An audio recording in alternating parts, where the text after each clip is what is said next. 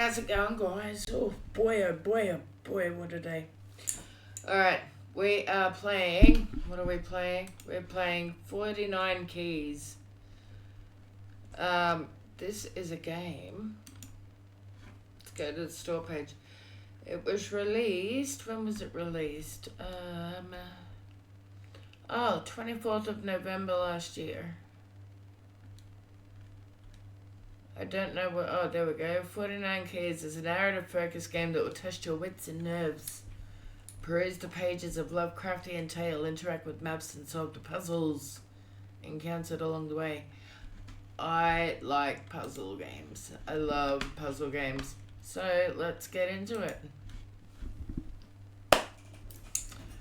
So below as above.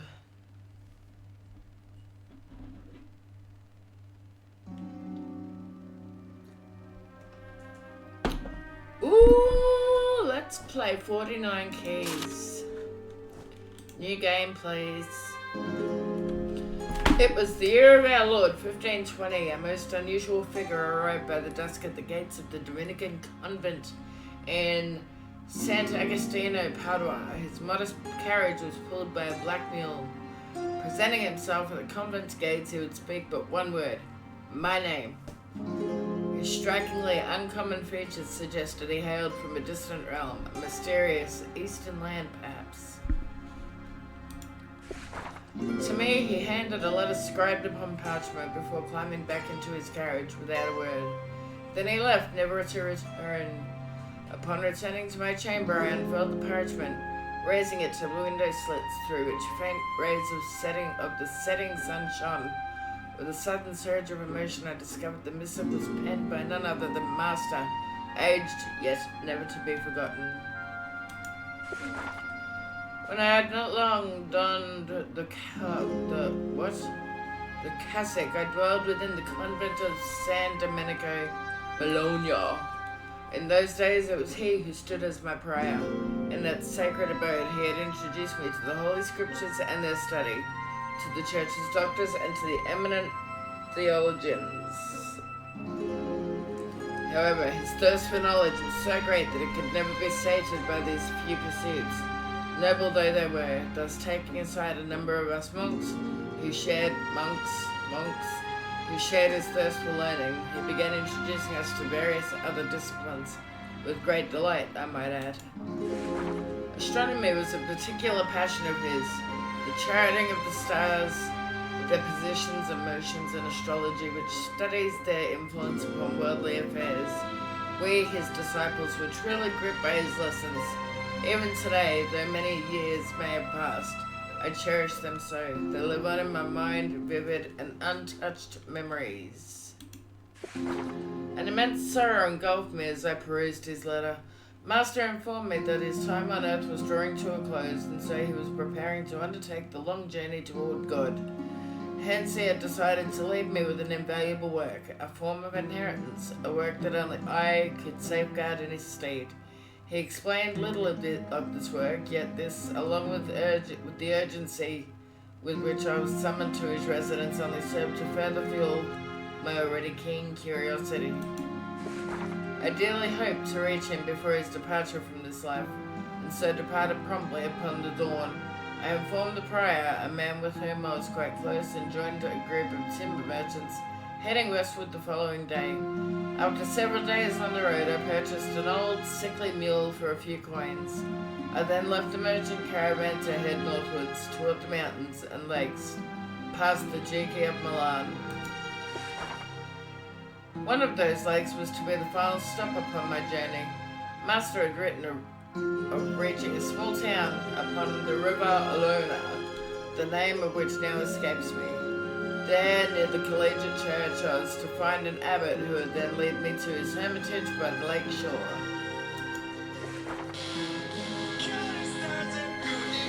A holy man there gave me the terrible news that Master had passed on several weeks earlier. He himself had witnessed the body as it was ferried across the lake for funeral rites and a fitting burial. His words plunged me into the deepest despair. My companion noticed my dejection and tried to comfort me with great compassion. I then asked the holy man if he had been given anything to hand to me. explained with a shake of the head that a peculiar-looking stranger had only brought him to message, with instructions to receive me at the collegiate church. The monastery where he served as abbot belonged to Master's family, and there he had lived in solitude. Only a few servants kept him company in the palace out upon one of the lake's islands. The servants had left the palace over the past few days, hence I would receive no welcome. However, he explained its gates would be left open to allow me access to the interior. I spent the night in the cell of a monastery perched high atop rocky cliffs, mulling over the years of my youth in the San Domenico convent.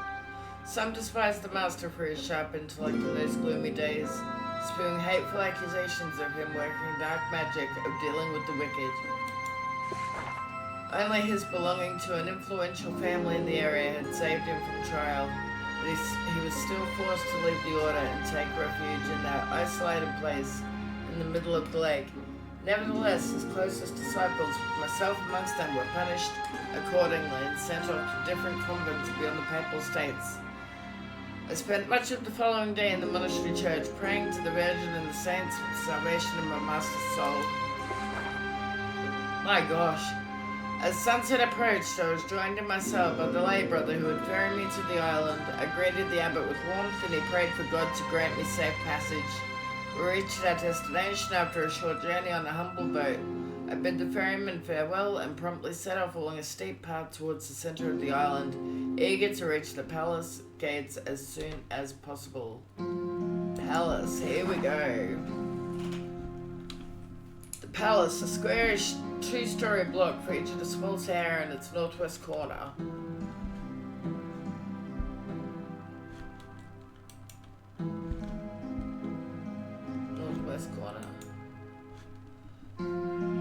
The south-facing brick facade was already in shadow at the twilight hour. The entrance, topped by an arch, was sealed shut with two heavy oak doors. I put faith in the abbot's words that the gate would be open to receive me, and pushed upon the solid wood doors. Alas, they didn't budge an inch. Peering through the slit between them, I was surprised to see a thick wooden plank serving as a crude deadbolt lock. I presumed that perhaps some servants still resided within, and so tugged at the rope bell pulled by the doors. Nobody answered my call. Despite my efforts, the interior remained silent and still. The palace seemed uninhabited. It was clear that I would have to find another way in. Oh, you unlocked a map. Select a location to explore it.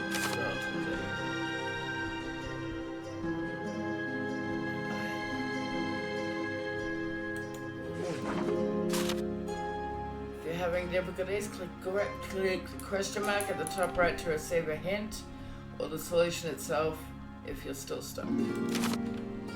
The garden extended several yards east, mostly overrun by spidery weeds. However, it still bore traces of ancient delights. A ruler straight path of white pebbles, flanked at regular intervals by marble cherubs, led first to a small marble fountain and then to a slight chapel enclosed by iron gates. Should I go to the fountain? Blah, blah, blah, blah, blah. So much reading. My lord. A magnificent pine cone topped the three-tiered fountain, hewn from marble, clear water sparkling in the midday sun as it flowed its way down. I tried to imagine the joy that such a sight must once have brought. Its melodic whispers drifted through the air, accentuating the chatter of ladies enjoying the summer afternoon. Now its base was thick with the dead leaves of an autumn past, permeated by murky water rife with disease. I observed the interior of the chapel through the iron bars. A fresco of the Virgin and Child lit by flickering candlelight brought solace to my soul, troubled by the news of the Master's death as I trod through that unfamiliar and seemingly abandoned place. Suddenly, a swift movement caught my eye. A dark spot reflected on the altar's pink marble. I spun around to realize that it was naught but a humble blackbird digging for worms in the garden soil. Okay. Right, so we go here now. A slowly made my way through the trees, feet sinking into the carpet of autumn's dry leaves. Amidst the whispering chorus of the woodland wildlife, I recognized chirps of timid squirrels and the deep calls of blackbirds hidden up high in the chestnut branches. Familiar sounds evoked memories of my carefree childhood, of the hunting games played with my brothers and cousins under the watchful eyes of our fathers. Let's go north. Having advanced several paces, I found the earth was sloping rapidly toward the lake. Its tranquil surface soon appeared from behind the trunks, lit by the glow of the sunset. All of a sudden, the coastline had grown too steep to continue, and so I made a sharp turn east, following the shore. Eventually, I reached a vantage point where the foliage thinned, allowing me to peer upon a wider expanse from a distance. In that direction, I spied on how the island's coast formed a small but definite indentation, a small gulf. About halfway into the cove, there stood an entrance to a cave within the rocky walls, partially shielded by sprawling fern leaves. Reaching it could afford me passage to the palace's underground caverns. However, I needed a boat. The rocky wall was far too steep and smooth to permit my descent. To plunge into those deep lake waters was also out of the question, for I know not how to swim. Thus I continued eastward, following the thin shadows of chestnut and birch trunks that stretched in the waning light. The myriad chestnut shells embedded in the yellowed leaves pricked through my humble footwear. Several strides further, I reached a narrow clearing. There, the mulch of the underbrush finally drew to an end. I found myself surrounded by birch trees, growing in an imperfect circle. A glint from one promptly caught my eye. Sunken into its wood sparkled the blade of a modest axe, likely forgotten by a palace servant. I knew it could prove useful, and so with a little effort managed to prise it free, firmly gripping the handle and leveraging it with my foot. I found an item to use it, drag it over to a paragraph. Awesome. Sunken into its wood sparkled the blade of a modest axe, likely forgotten.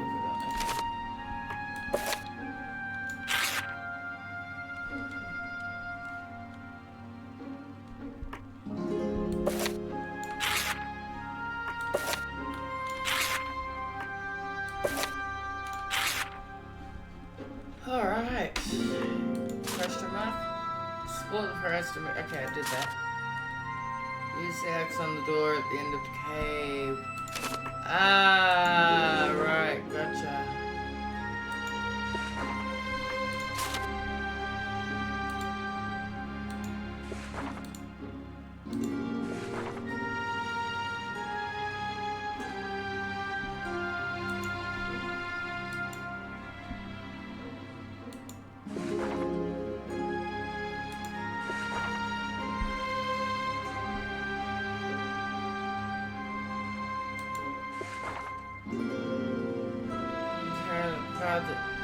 Several wooden further on a simple stable stood alongside a chicken coop. In these humble sheds were stored agricultural tools, firewood, and animal feed. A shack alongside them housed an abandoned rowboat in modest condition. Rowboat. I realized that rickety as it was, that vessel was my only means to reach the cave. I heaved the boat with some difficulty back down the path I'd taken, setting it down as the calm lake waters. I was by no means an experienced oarsman, but in my youth had sailed short stretches of the rivers by the grand family castle. I took to the oars and aimed the boat eastward, intending to cover the least distance possible by following the shoreline. The lake's calm tranquility and the delicate touch of the setting sun eased my troubled mind. If just for a moment I shifted my gaze westward, watching as the great glowing orb sunk behind silhouettes of the darkened mountain. Then upon the shimmering of sun upon the lake's all but still surface, a sight that filled me with gratitude. That's so pretty! Ah, okay. Magnificent harmony. Perfection reflects the true grandeur of God of His might. to understand. The waters of lakes and seas and fires that blaze within the earth's core, and the dark stone of the mountains. Moreover, it lives in the saps of the plants and each breath of the animals.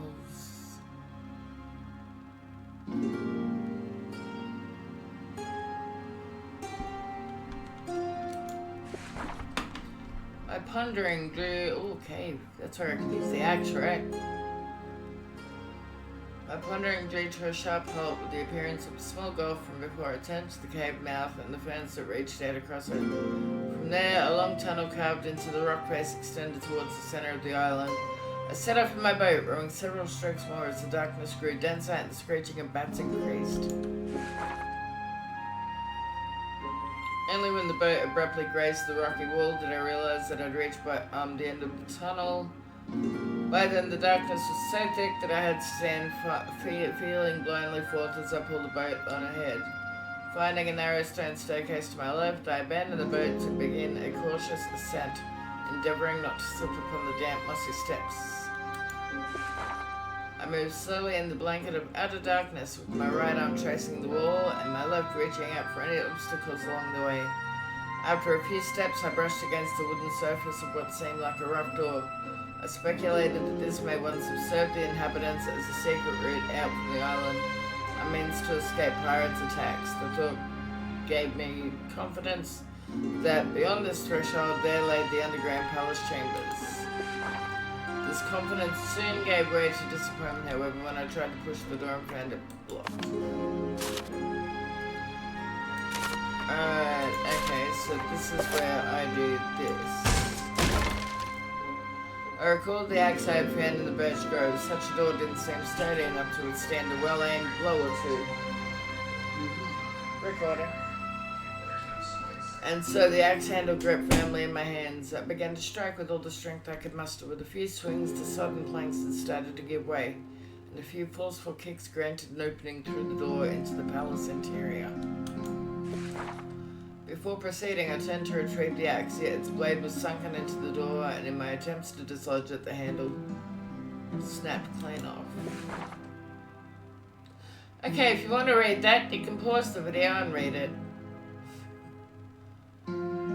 Cellar wall, staircase, venture down passageway, blah blah. Okay.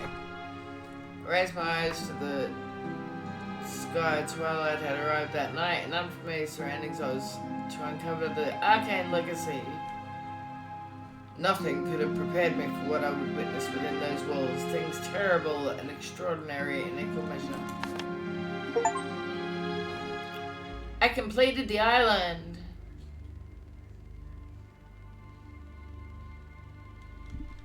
The music seemed...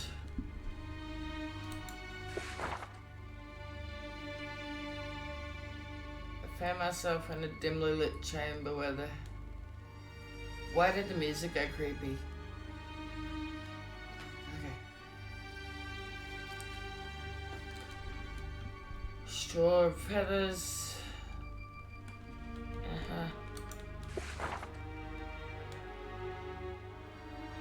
There stood an unlit fireplace, a table with a few stools, and a chest of crackers. Ooh.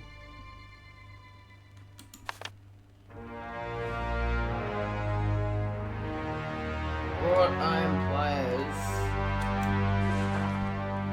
I opened the chest to reveal stacks of neatly arranged woolen cloth, hemp sheets, and linen tablecloths. Okay. What's this question? I entered a room brimming with magnificence. What? Okay, what is this? Where do I use that? I wonder. I entered a room brimming with magnificence. Its length was dominated by a massive table draped with finely embroidered and precious silk cloth, encircled by wooden chairs with high and intricately carved high backs. Upon them sat colourful plush cushions. Oh, by the way, if you hear an echo, it's because I'm renting this house and I don't have any soundproofing, so I apologise for the echo. Anyway, The wall opposite the door was adorned with a majestic fresco depicting the ancient gods partaking. Okay. Clearly, I was now standing in the palace dining hall, a place of refined pleasures of which I still retain distant memories. Yeah, I had forsaken such vanities since joining the order of Dominican friars. They distract the secular man and draw him away from God. At one end of the table lay a precious silver chalice and a copper pitcher, the likes of those commonly used in the lands of the infidels. On the north wall, a door revealed a staircase ascending to the upper floor.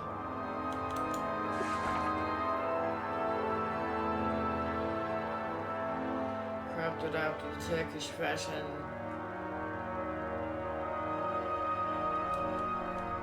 Ooh. Oh, what's in this chest?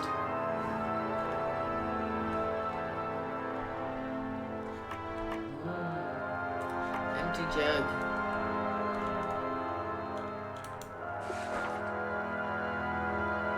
No, I don't want to go to the second floor yet. I want to go here.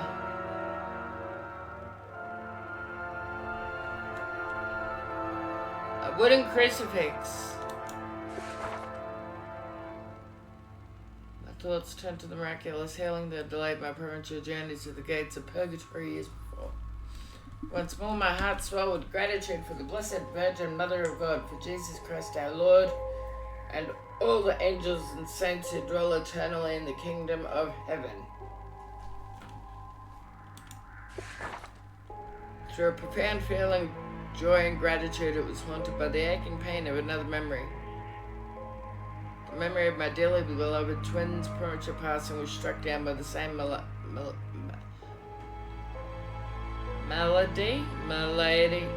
that plagued me. As night follows day, and day follows night, the two contrasting emotions would always appear intertwined, impossible to separate one from another. Is that whispering?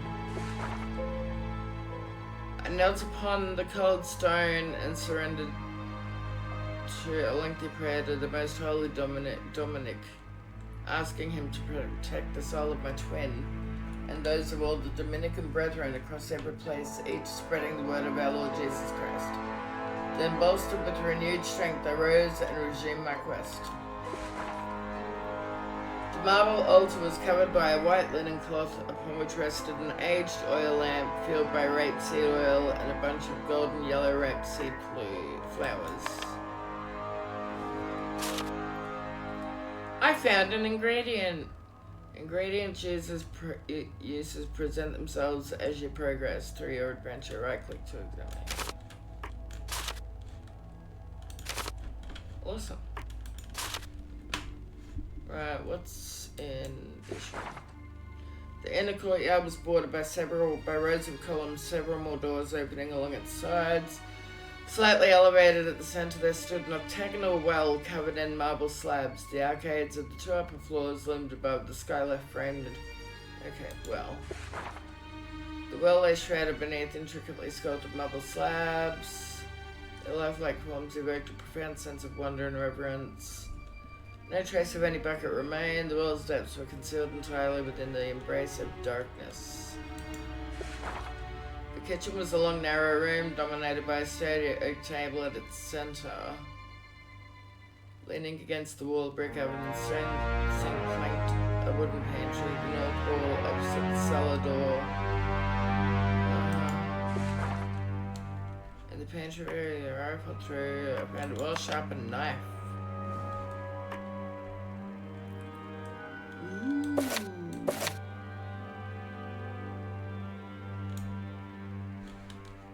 Alright, open.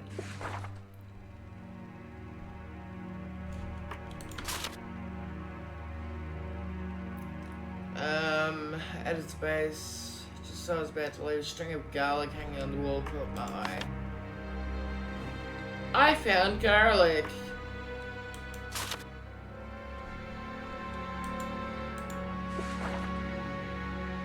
Whoa.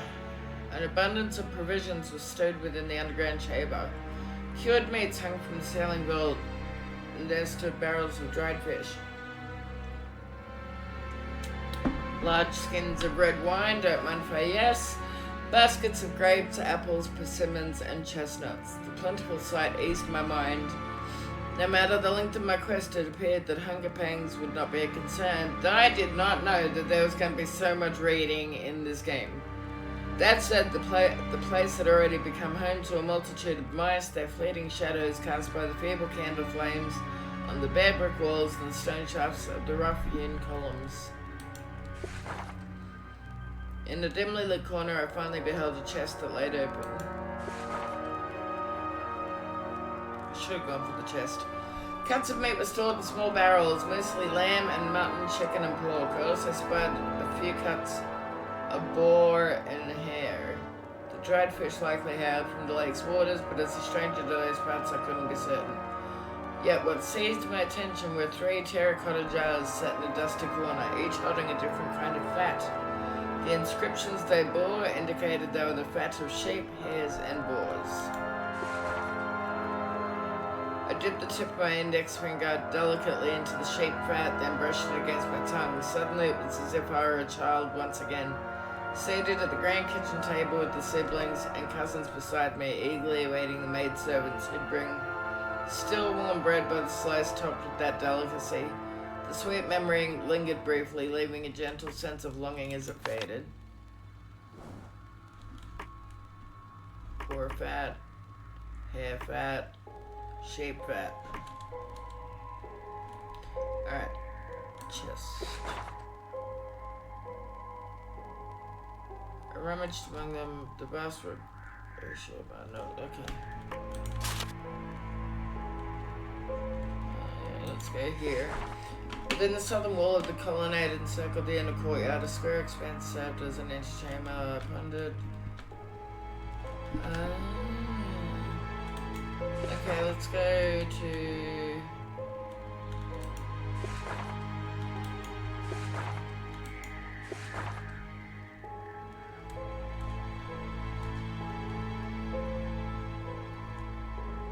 How do I get to floor 2 now? There we go, staircase. Second floor, please.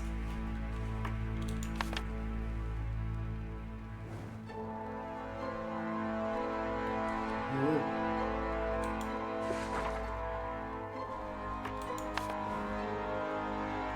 More rooms. On the west wall, 2 doors stood open at the far end. Small chamber was the brightest of all, hiding within the power clusters. Yeah. Upon a slightly darker wall was a fresco. The stand. Yeah, I'm not even gonna try and pronounce her face. Kim, you're a nurse. You can pronounce any word with ease. Hephaestus, I hope. Correct me if I'm wrong. Was enveloped in flames within the belly of a volcano and stood alongside Cyclops as he pounded upon an anvil. On another, I recognized the tale of the Titan Prometheus.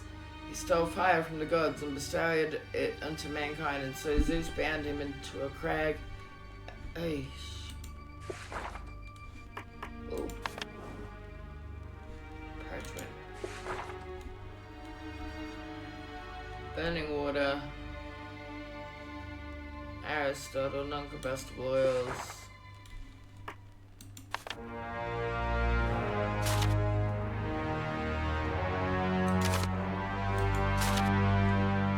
The parchment provided details on the remarkable properties and virtues of fire, delving into a myriad. Nice.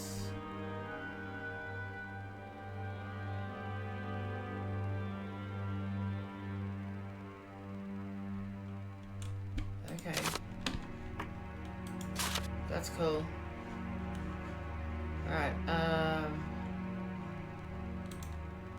let's go here. The initial stretch of what seemed a long chamber was illuminated by candles at either side. Hoisting a candle to light the way, I proceeded deeper into the chamber. A cumbersome gate, the candle slipped from my grasp and I raised the sleeve of my tunic.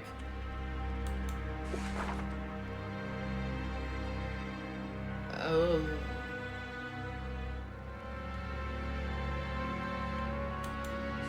Netherworld.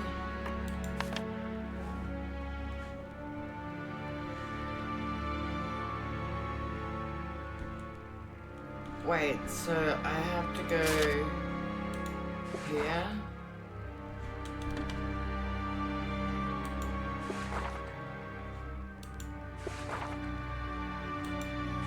Bandages.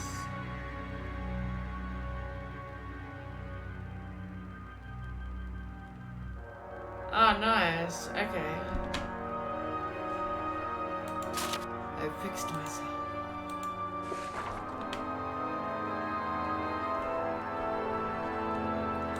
Let's go here then. Upon entering that room, I was taken aback by a profound sight. I recall left me with a slight pang of embarrassment.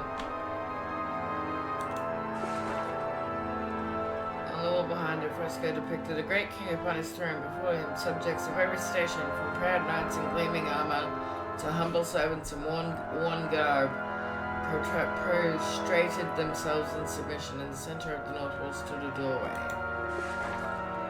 As I approached the stretched hide on the floor, I noticed a slight elevation upon its back, close to the neck. A rectangular item resembling a small box seemed concealed within. Kneeling down, I reached. Fortunately, the item was close to the head. Drawing my clenched hand, I retrieved it immediately. Within were found several precious saffron pistols.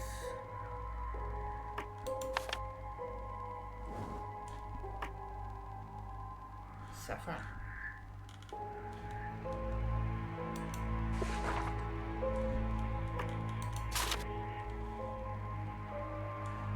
Well, I don't want to go to the third floor yet, so let's go here. The door was locked. Upon it, a circle dot to represent the sun.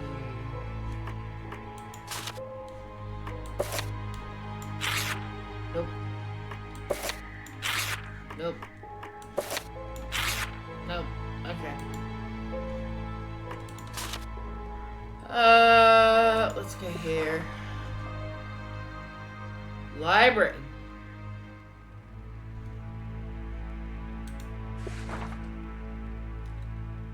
Lengthy expositions on the movements of the stars, the light merits of the wonders worked with their elder. My mind wandered to my master once more, and I envisioned the deep joy he must have felt as he sat in that room, at one with the wisdom of the finest philosophers of the ages, from Hippocrates to Pliny the Elder, Augustine of Hippo to Isidore of Seville. The greatest of the greats, with Albertus Magnus and his saintly disciple Thomas Aquinas amongst. Where the hell did they come up with these names all the way back then? The room was illuminated mainly by the glimmer of an imposing fireplace, its tall and lovely flames throwing out light into the farthest corners. Directly across from the fireplace, the library turned westward, and after it ended with a single door.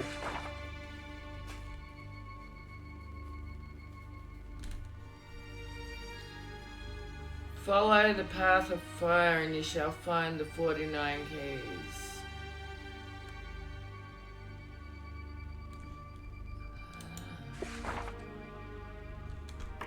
Okay.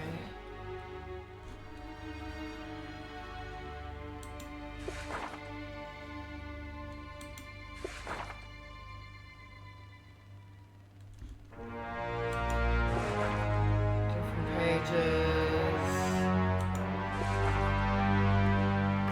Whoa.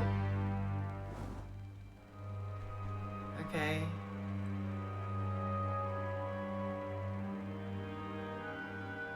Sun, gold, yellow, Aries, moon, silver, Taurus. Mercury, white, Virgo. Mars, iron, red, Capricorn. Jupiter, tin, sky blue, Cancer. Oh, that's me.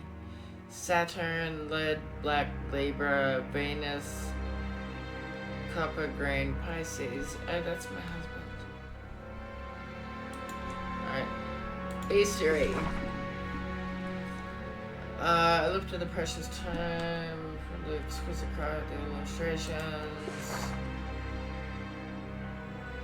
I'm sorry, I didn't quite catch that. Could you please say that again?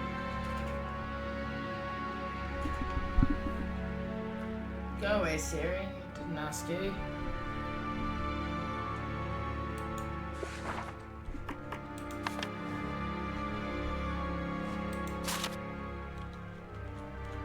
Nice. Alright, cool. These trees there. Alright, fireplace. Okay.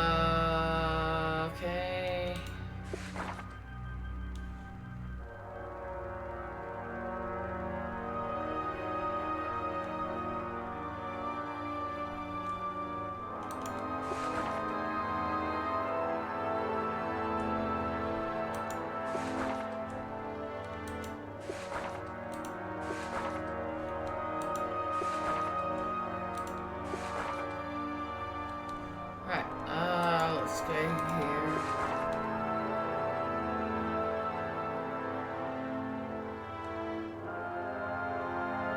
Places, what's that?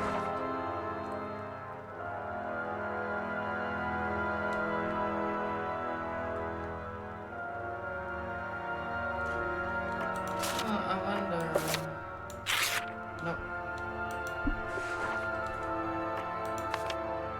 What'd I get? What'd I get? What'd I get? Ooh, ram's horn.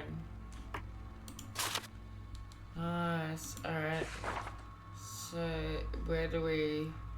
Is it here?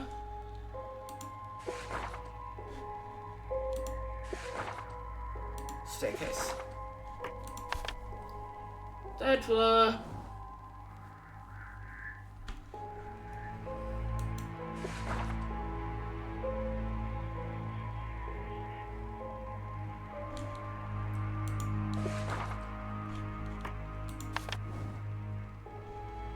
Right.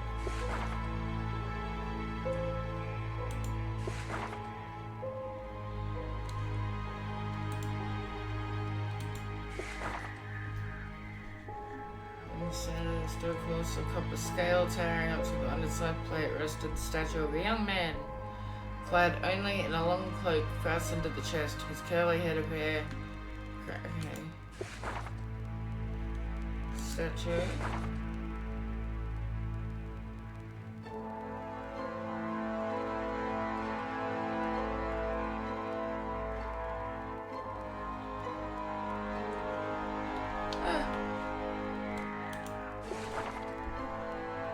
Hanging garden.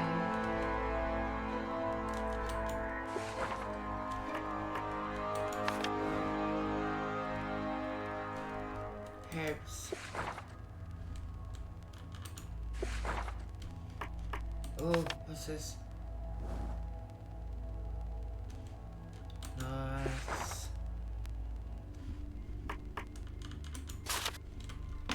Alright, let's go back up here. Nice. A large bear.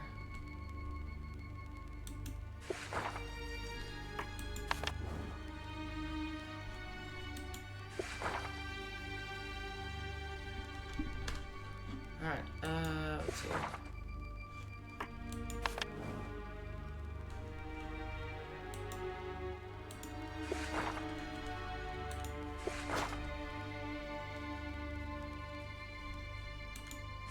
Mirror. Look not above towards the sky, but below beneath the water.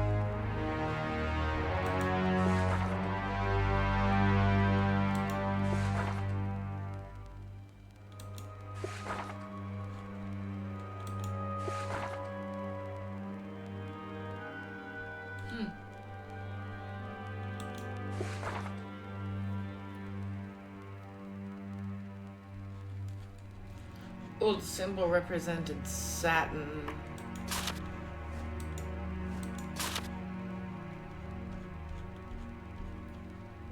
Lead, black, Libra. Okay.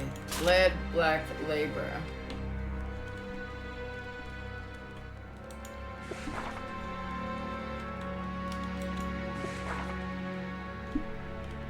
Hissing.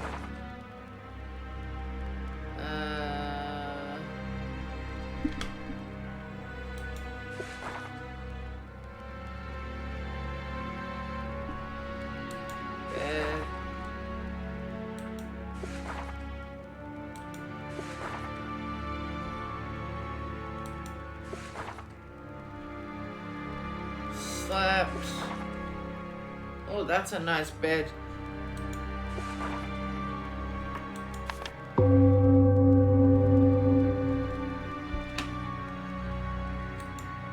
Huh?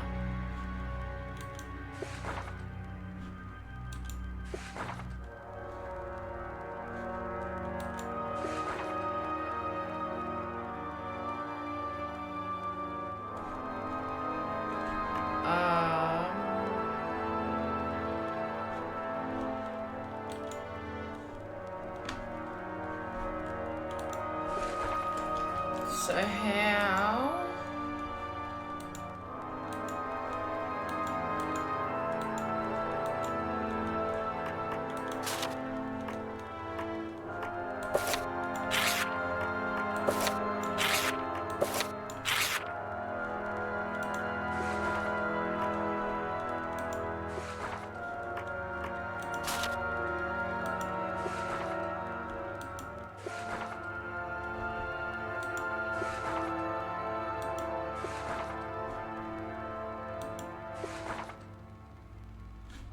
Right, okay.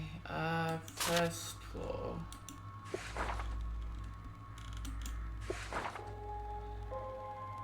Whoa.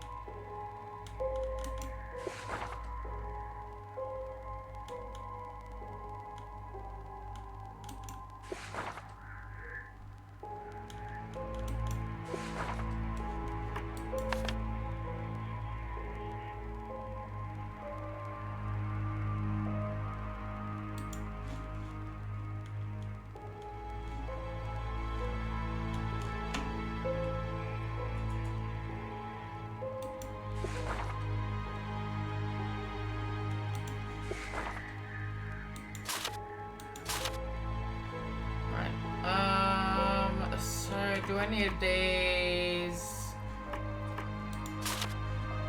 examine the brazier found in the center of the hole with the ram skulls on the wall. Find some water to extinguish the brazier. Take the empty jug from the dining hall. Okay.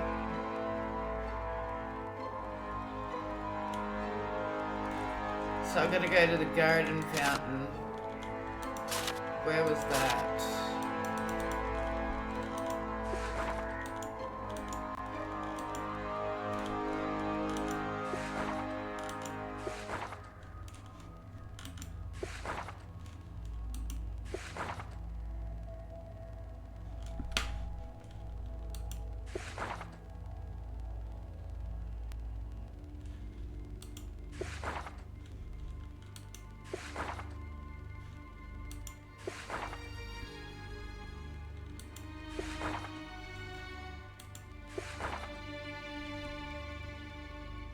Garden fountain.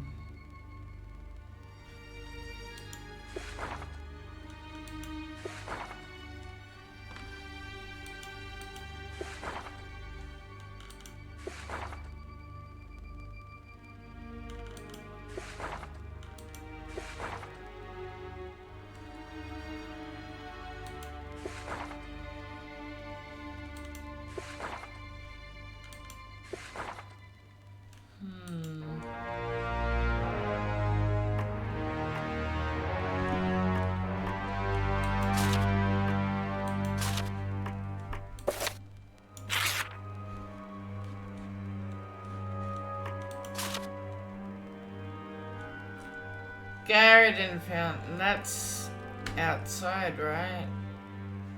How do I get outside?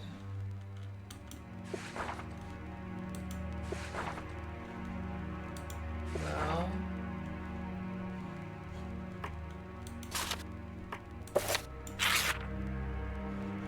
No, where was the brazier?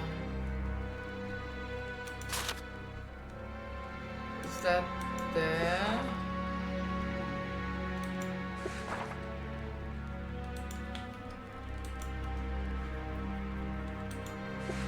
I can't remember.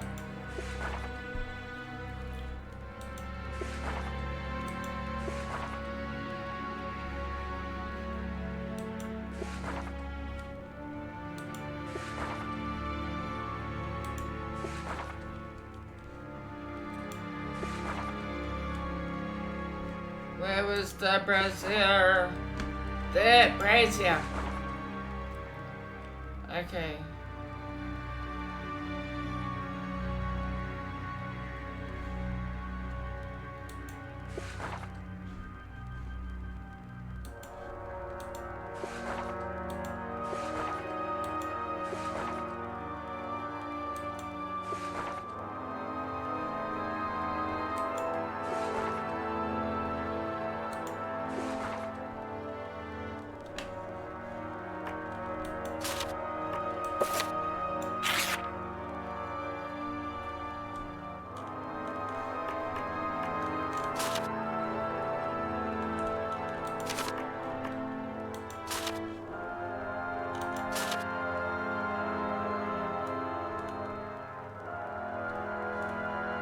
Okay, so how do I get to the garden fountain? That's what I want to know.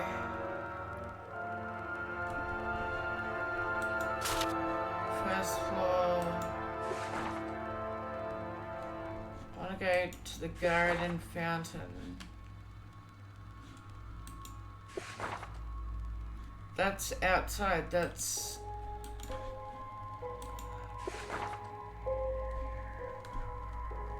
How do I get back outside though?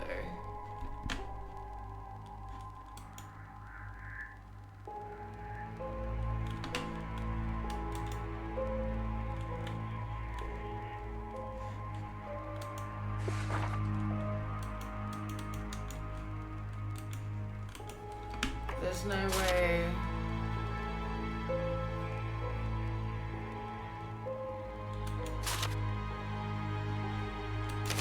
There's no way to get to the garden fountain.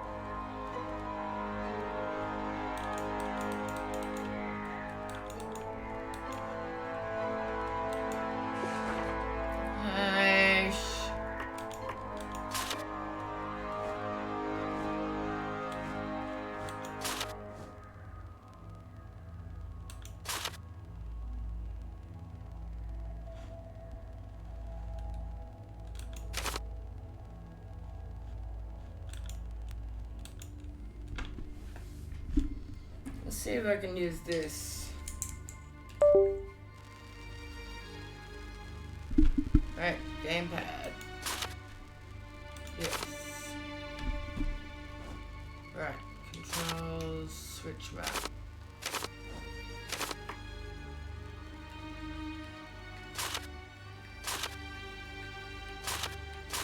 But I want to go outside. Oh, I can zoom in.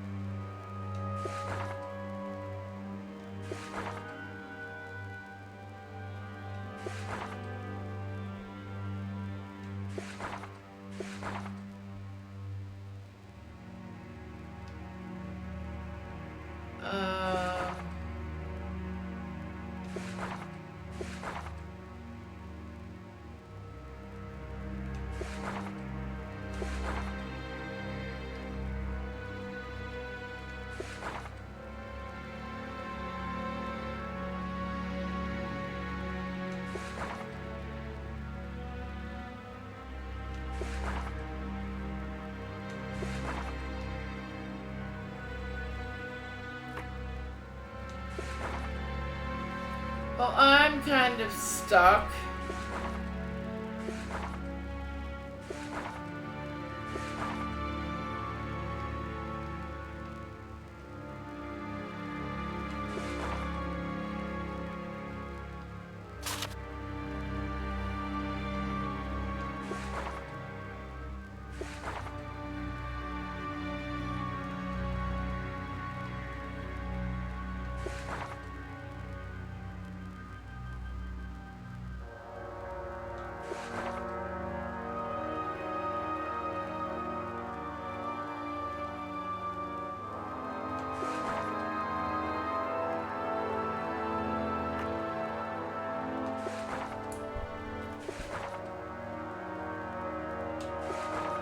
Fountain.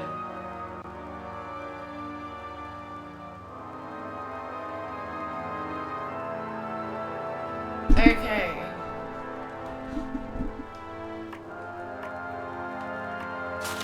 So here.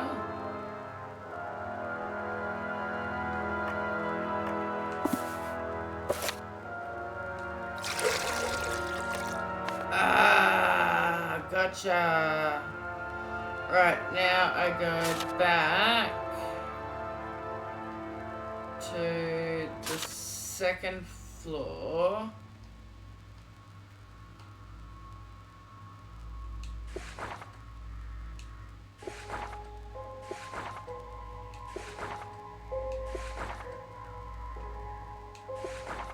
Fireplace.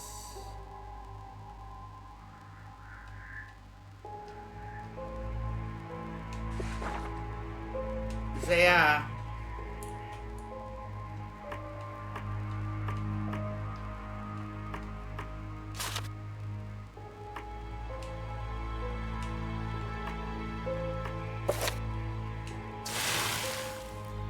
Nice.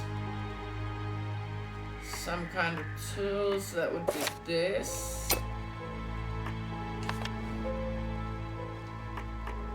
I got a key, a golden key. Nice. Right, okay, so where do we use the golden key? Right, gotcha. Okay. So that's on the third floor. This one. So we use the key here.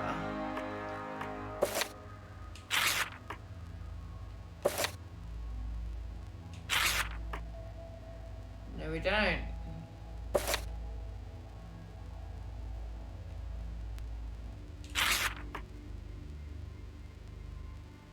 What?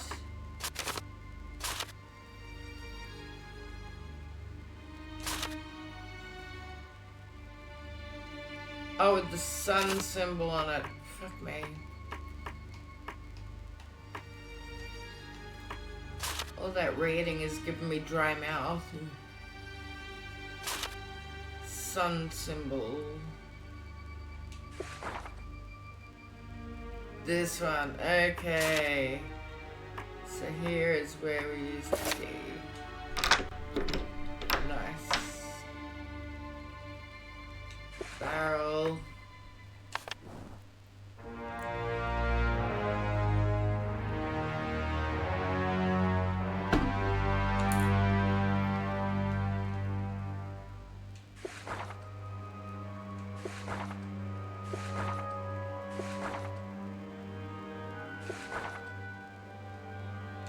Parchment.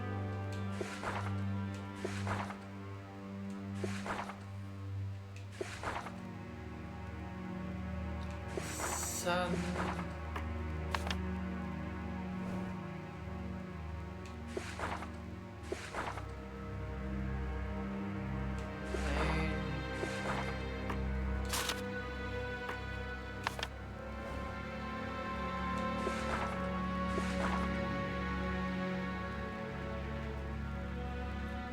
Saturn.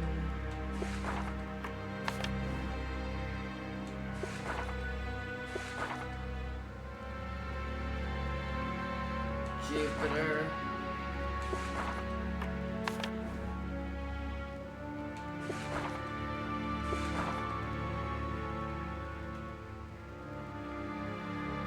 And Mars.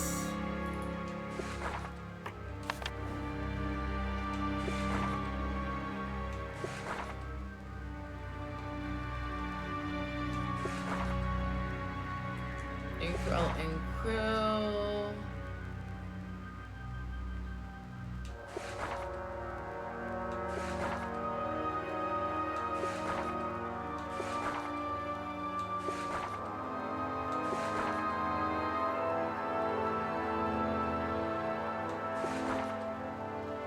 Files. Red eye drive.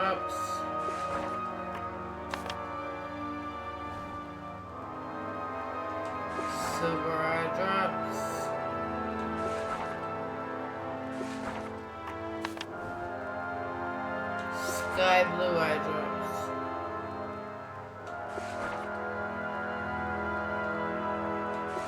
Do I not get sky blue? Oh, dang it. Okay.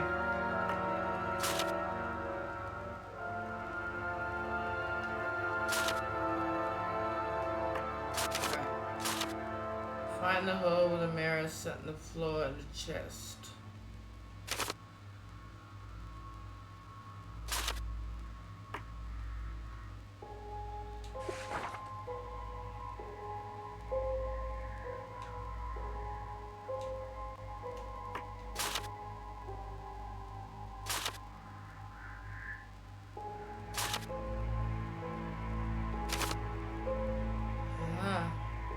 So where do I find that door?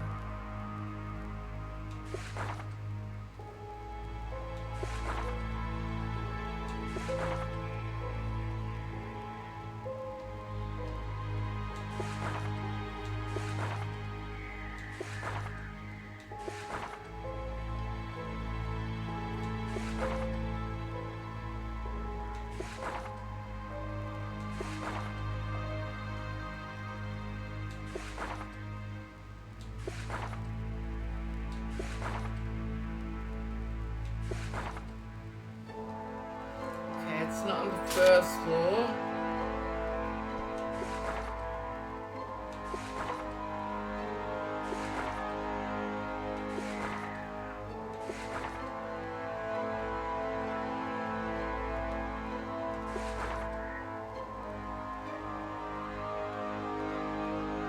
No.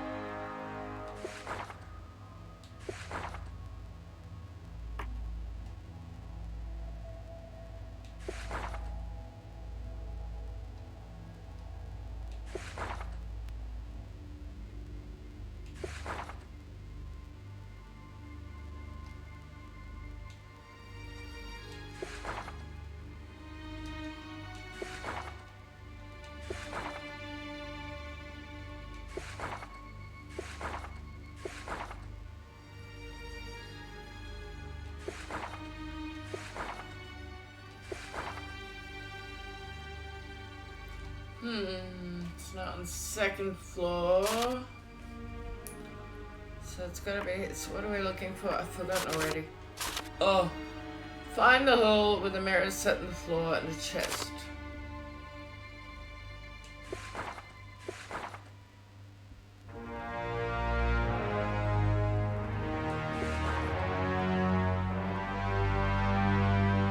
Mirror set in the floor.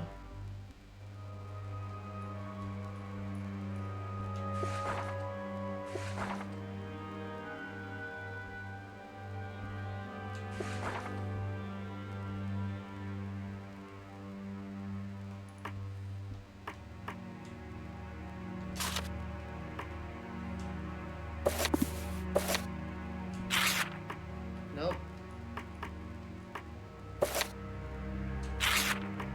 No. Okay.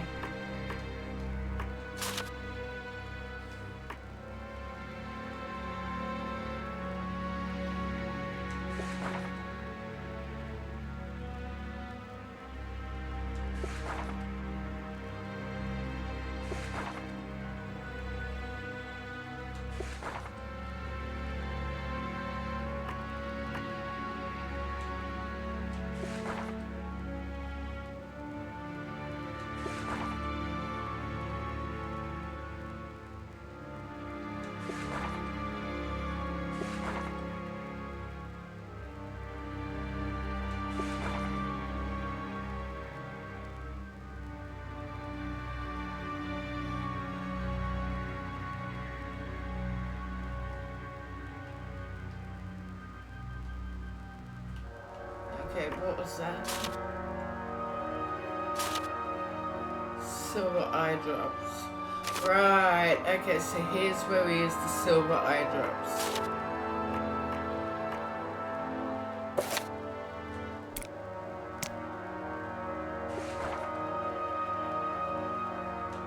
Right. Occult powers.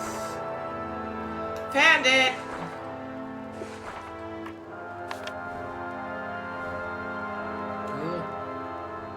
gotta get second floor.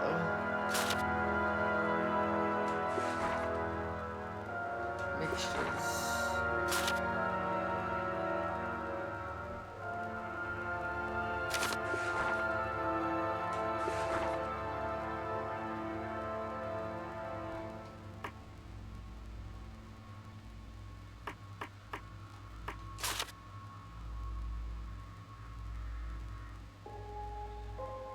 I'm gonna be attacked by a fucking demon? What?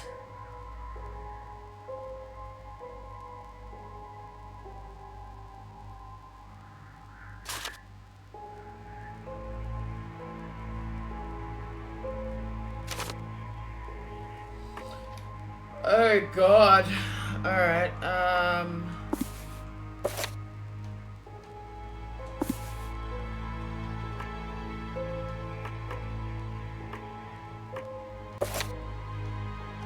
don't know if this is right.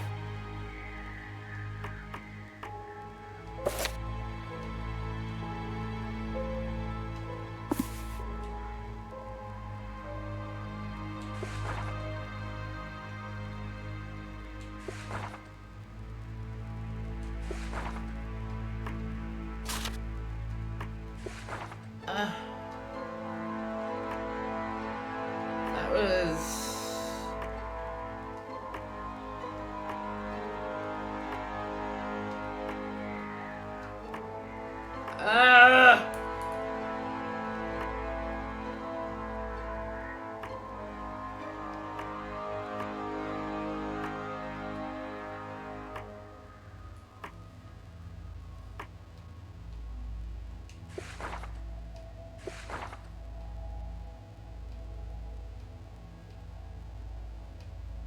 Right. Where was that chest?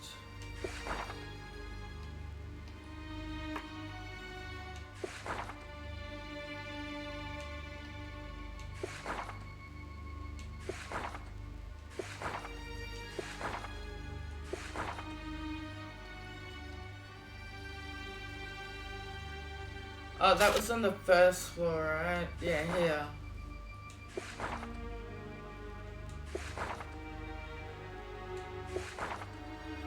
Right, so here is where we use the knife.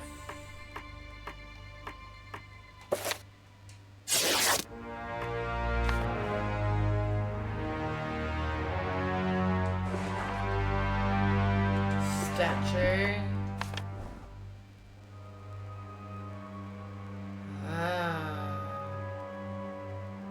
A real bow. So now what do we do? Question mark. To free the bow from the Sagittarius statue, you'll need something that can break down marble. Red eye drops. Do I have the red eye drops?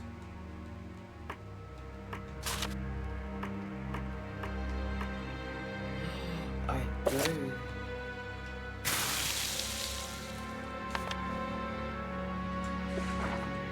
I got the bow.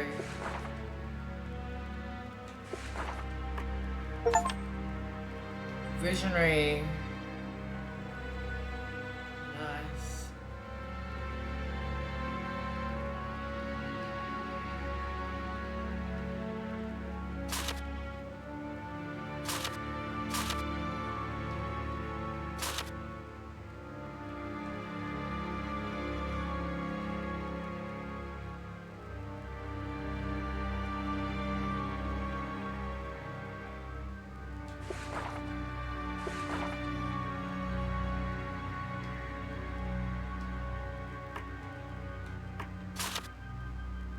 Read the notes on occult powers and mixtures to find a use for the bear blood.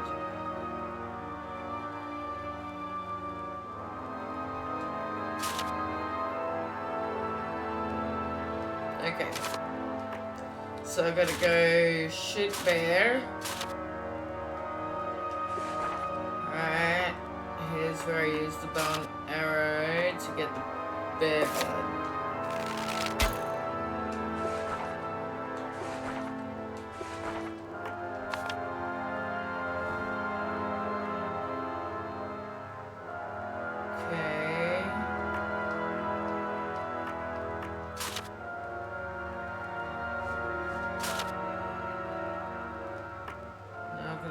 explain.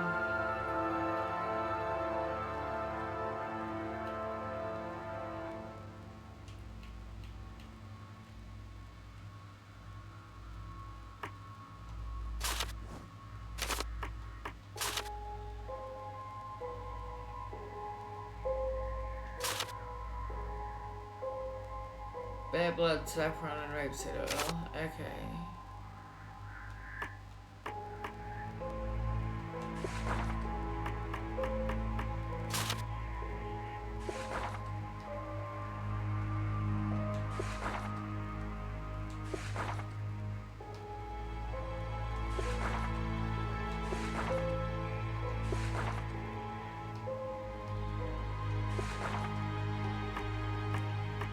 So I have to go here.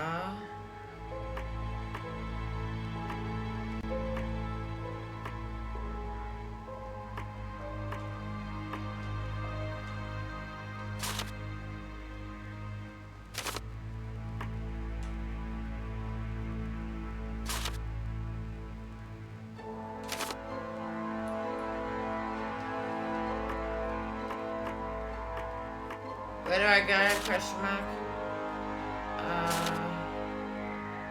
Oh, laboratory. Okay. So I go to the lab.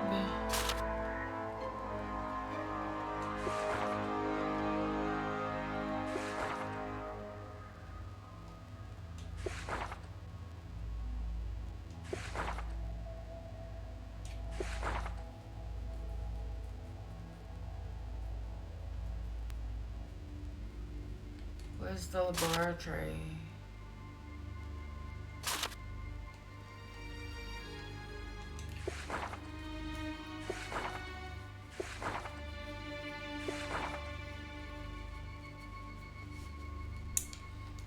Laboratory, where are you?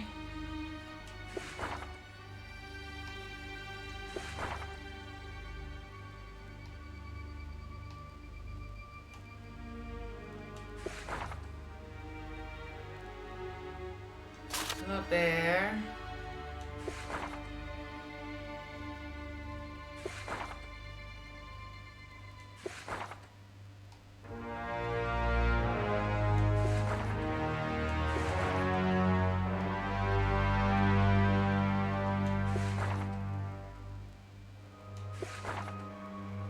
Ah, here.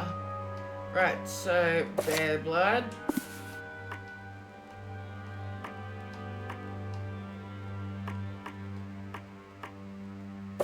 Saffron. And what?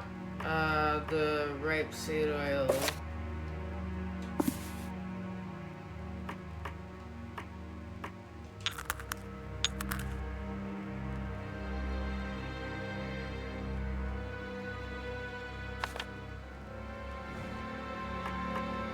What did I get? Bigger potion. Nice. So where do I use that? Question mark. Okay. So I gotta get statue and then use that. Where's that statue again?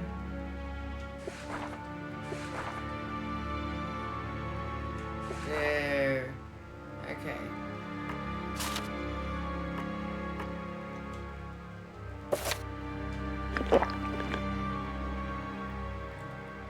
Nice. I got another cave. Cave dark.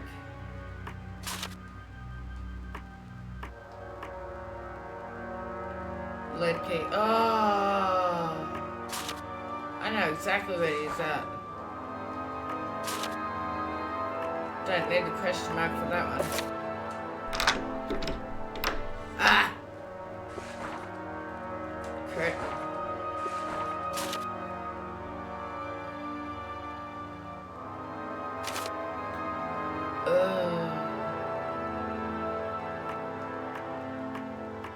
Question mark.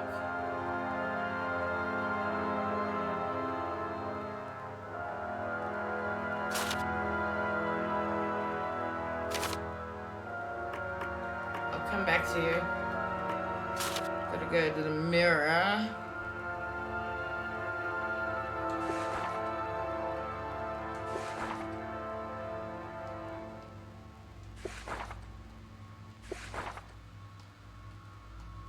Where's the mirror?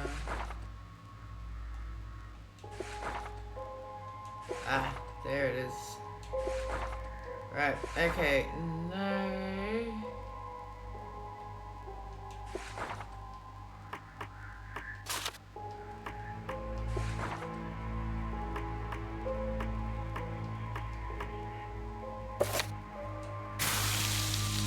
Ah, there it is.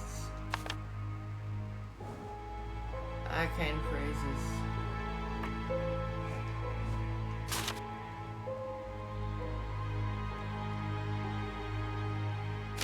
Nice. Alright, now what do I do? Question mark. Read the notes on astrology and arcane to learn how to move the pocket. Move the Venus hand to Scorpio, then the moon and the sun hands to Taurus. Okay.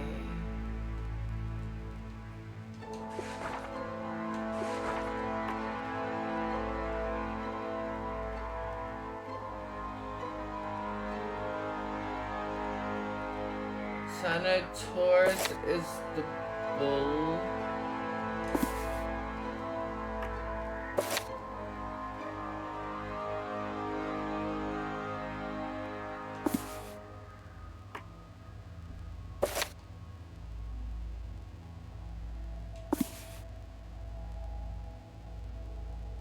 What's Scorpio again?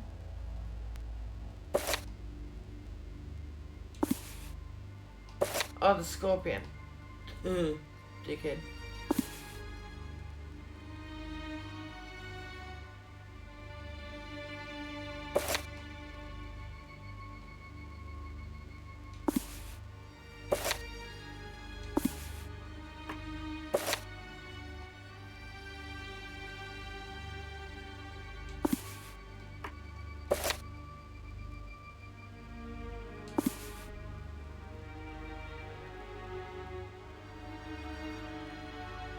Oh, the bull's down here. Idiot I am. Ah.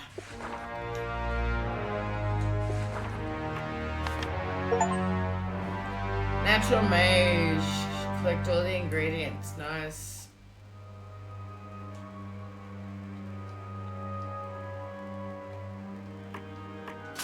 So what did I get that time? Mint. Alright, where do I go?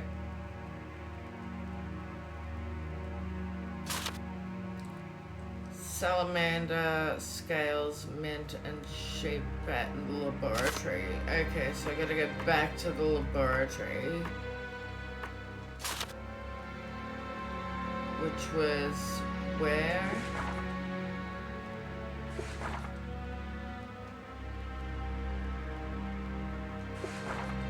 Oh, it was on the second floor, right?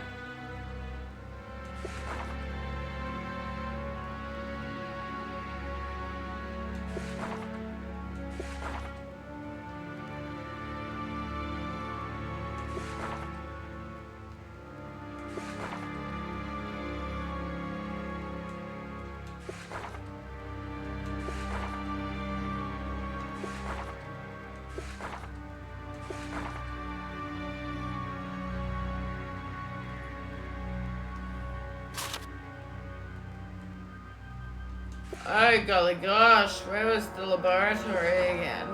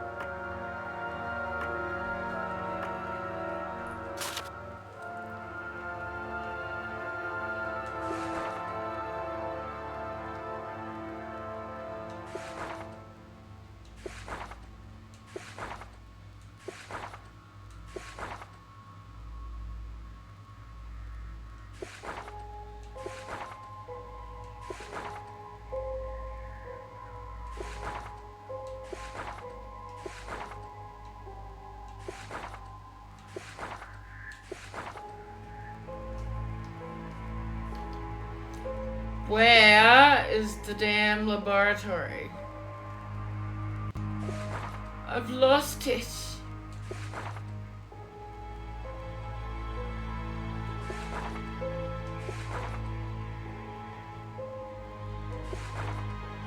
Ah, here we go. What do I need? Salamander scales, mint and sheep fat. Salamander scales.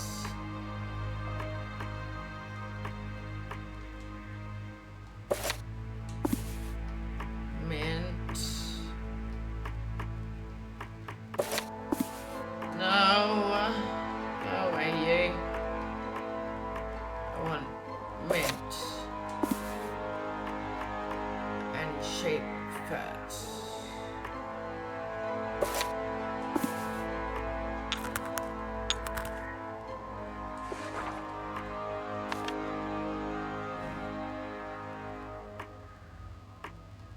What did I get? Ointment! Okay, so where do I use that?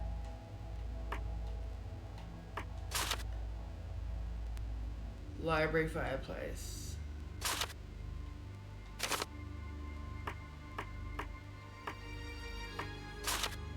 Library fireplace.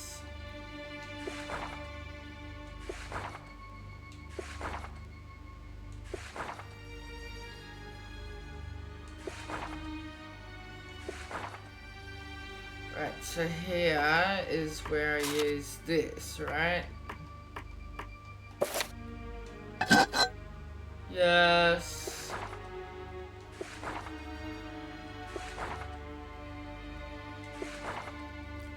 The 49 keys lie within the sepulchre, the labyrinth, and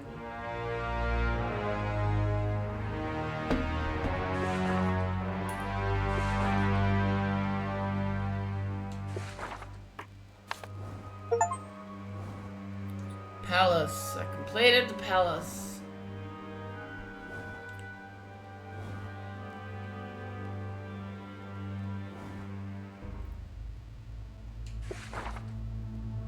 It's time I left that small chamber that followed after the fire, single exit.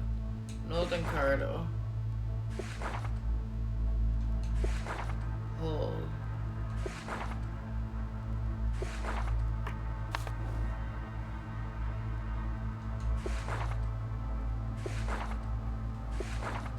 No, go back. I didn't read that. Explain to me how this is done. First, you need to draw the circle.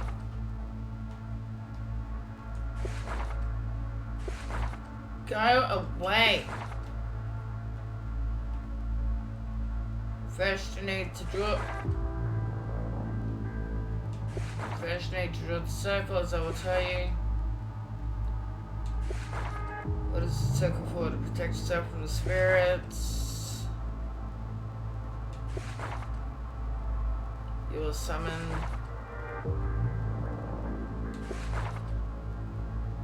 Need to know name. So for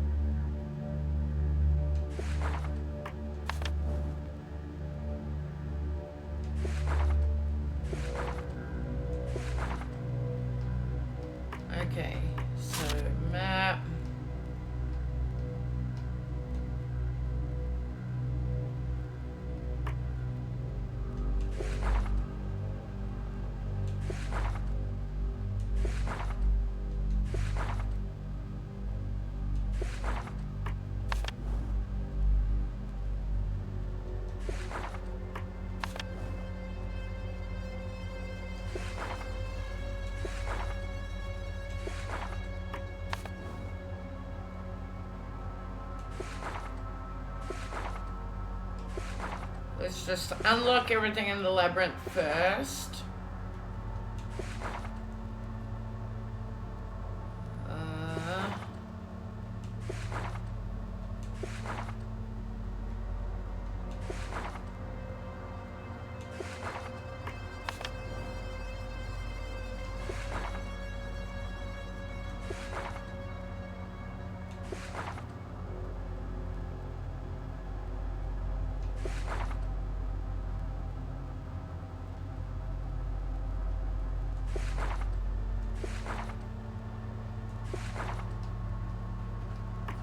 Okay.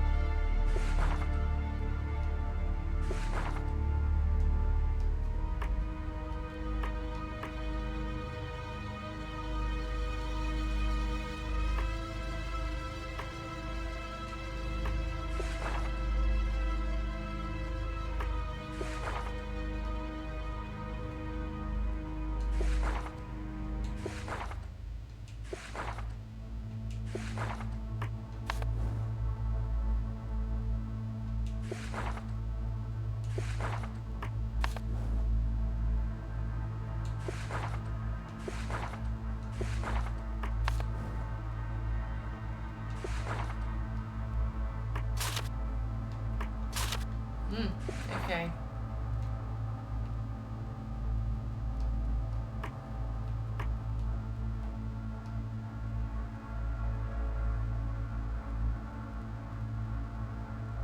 Wait, where am I? Oh, fuck, I'm lost.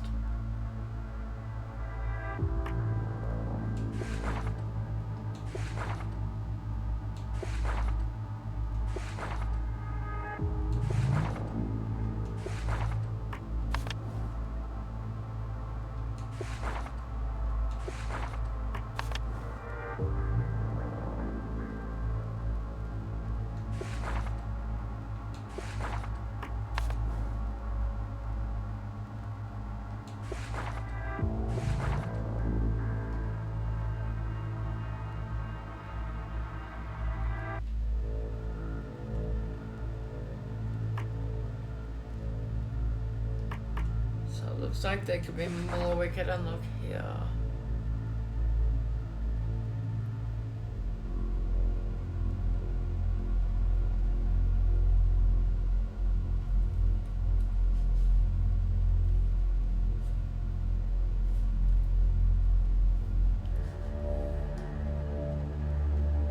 Maybe here? Yeah.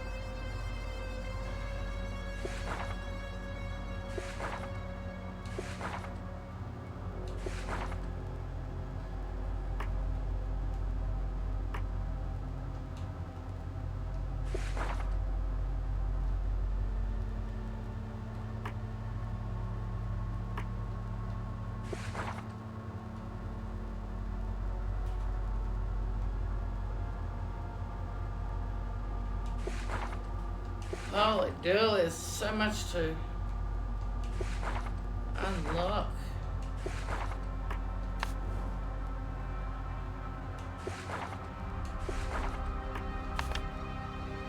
Ooh.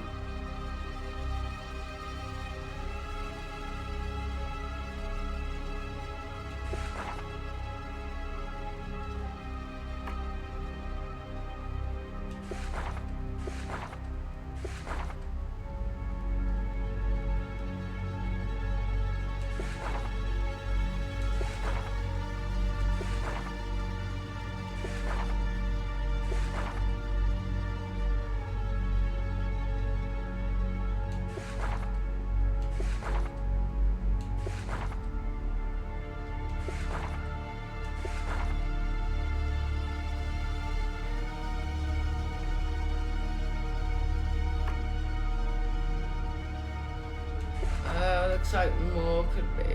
No. West.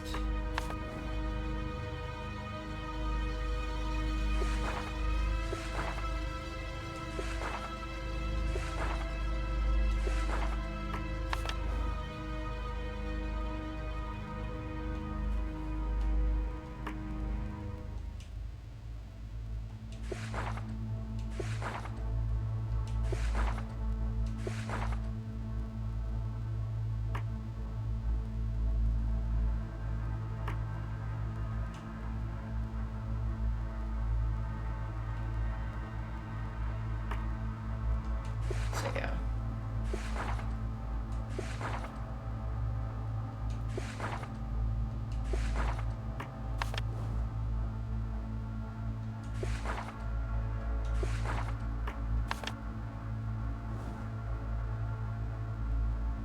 Nice. Find the mirror and the labyrinth model. Use the mirror and the holes marked on the labyrinth model to communicate with the lesser spirits.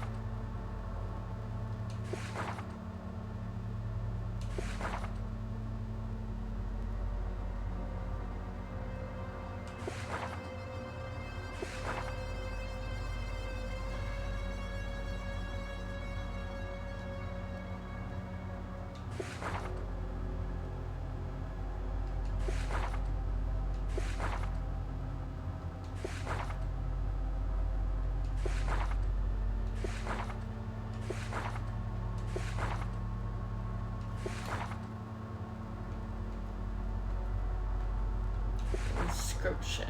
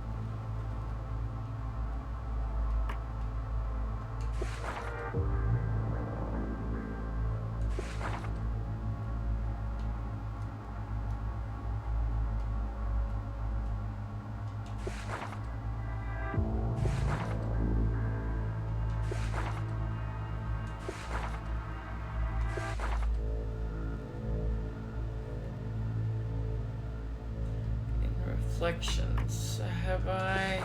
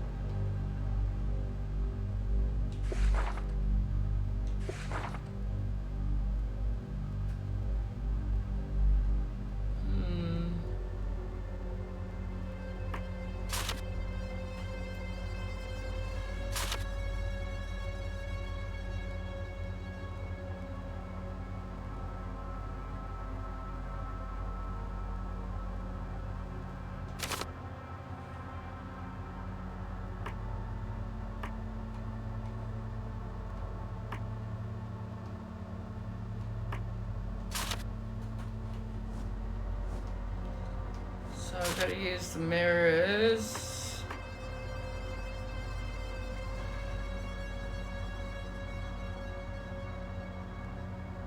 There.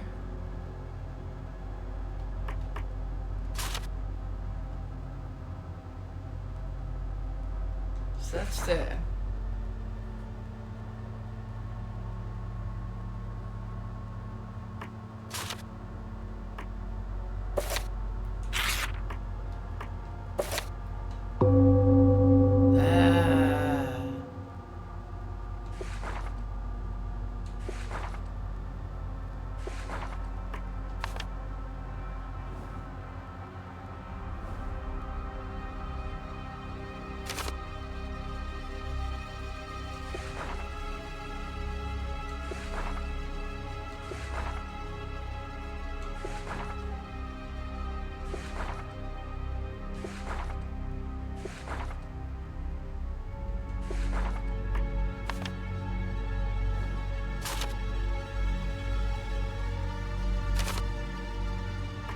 Nice. Alright.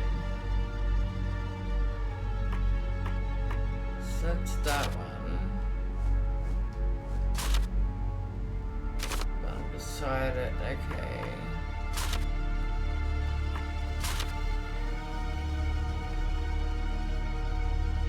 That's there.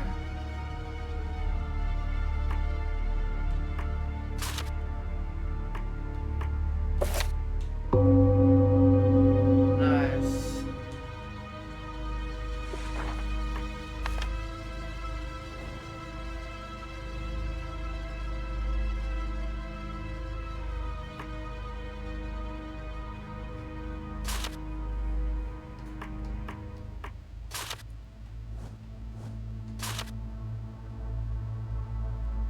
Right, so that's that little room.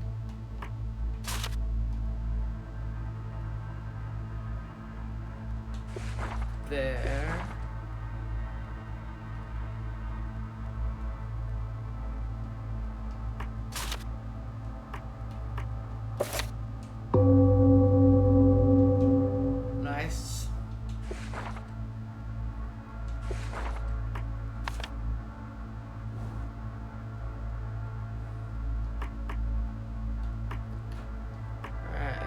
That's that one.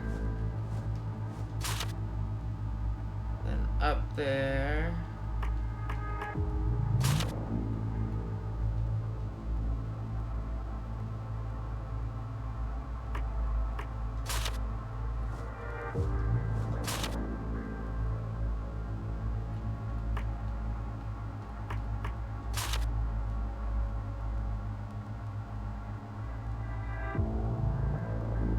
There. Right, so let's use the mirror there. No.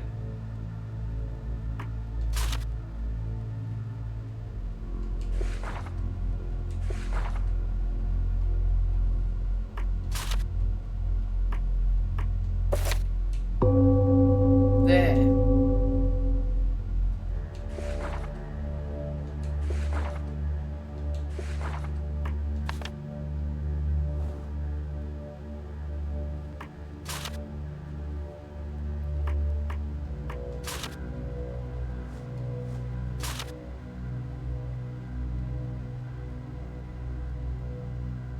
So that's the one in the middle.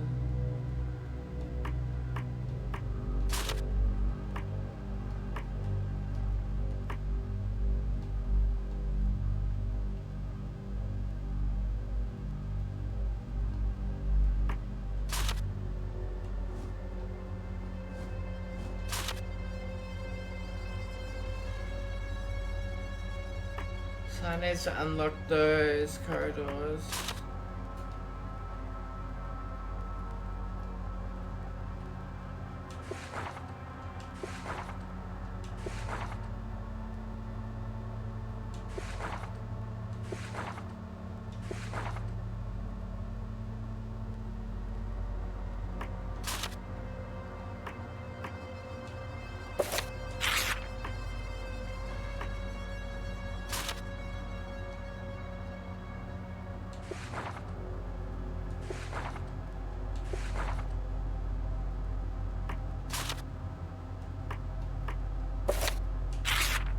Nope.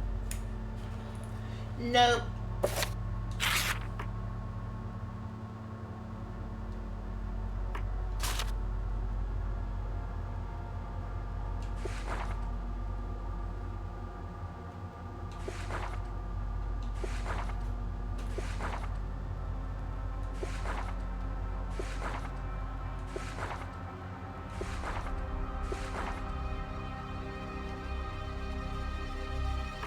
Can I use the mirror there? Nope.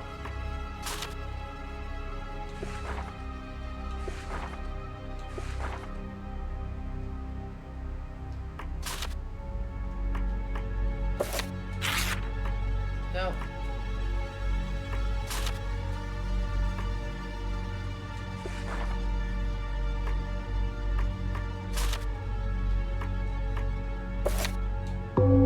Oh, yes.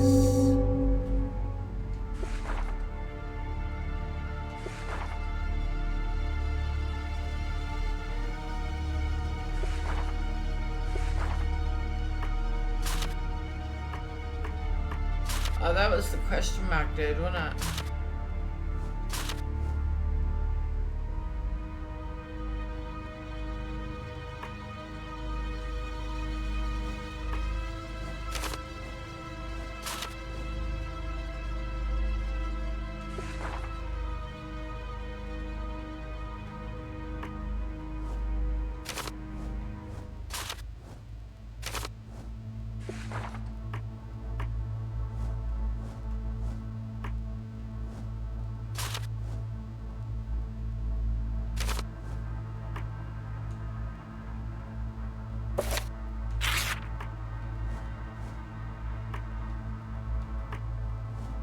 Wait, so Scarlet Bird. Right, okay. Where's the bird? Not there.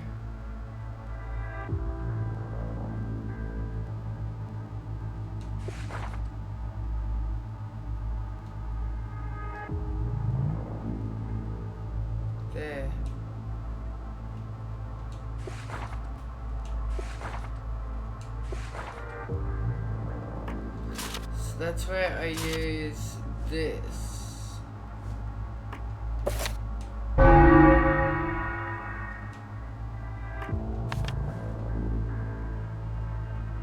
Nice.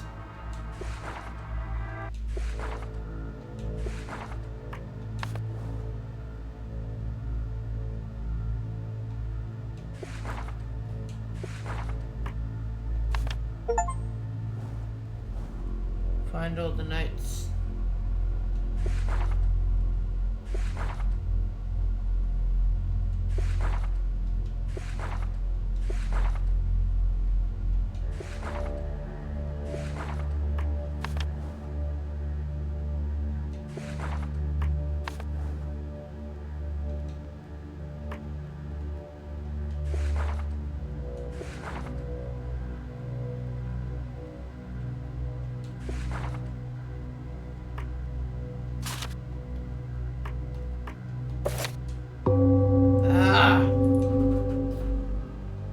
Nice.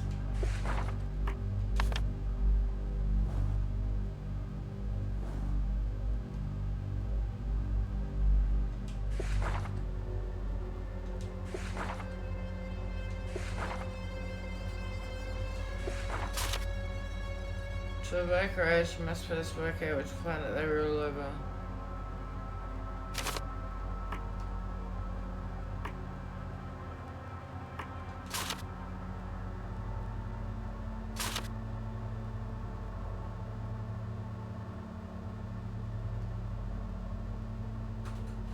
Venus.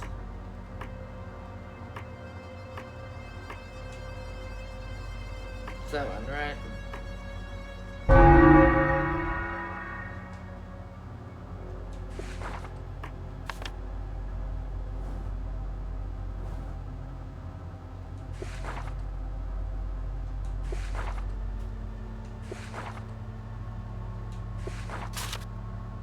To evoke Mirax.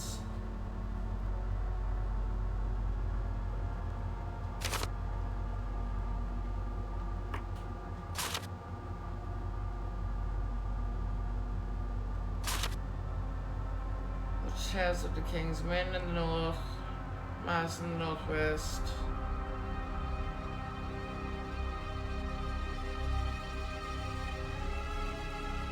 Wind in the south.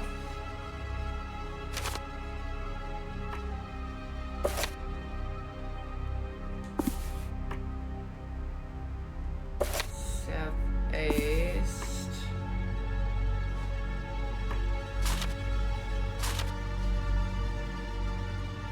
Mercury in the east, Jupiter in the west.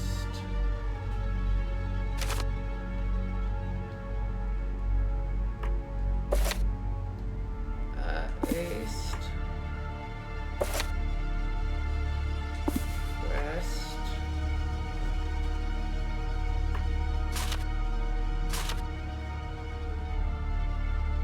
Northwest and Saturn in the north.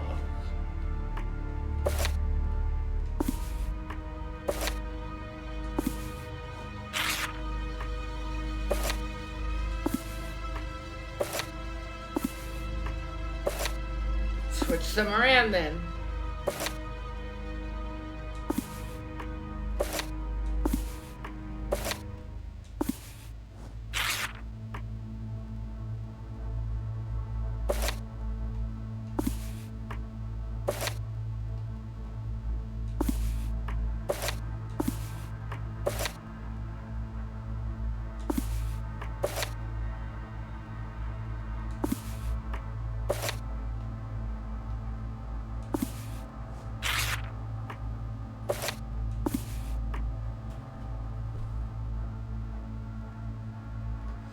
Okay, so let's try the other one. Moon in the north, Mars in the northwest.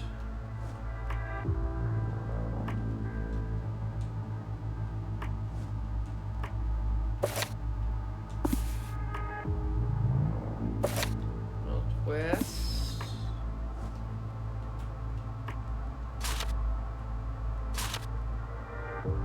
Mercury in the west, Jupiter in the east.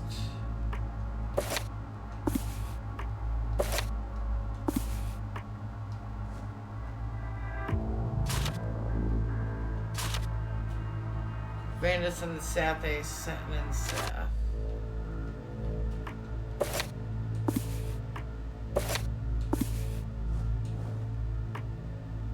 Right.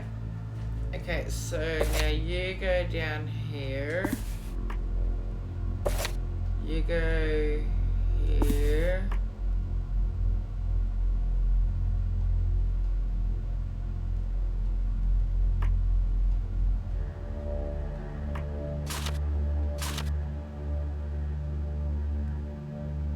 East.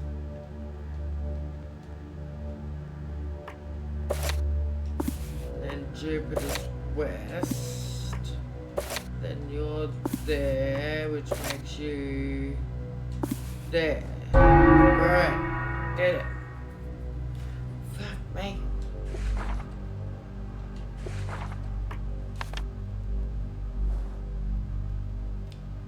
Nice.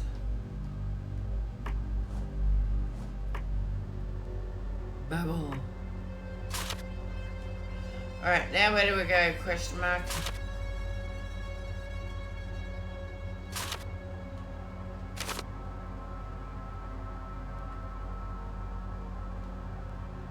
Where was that?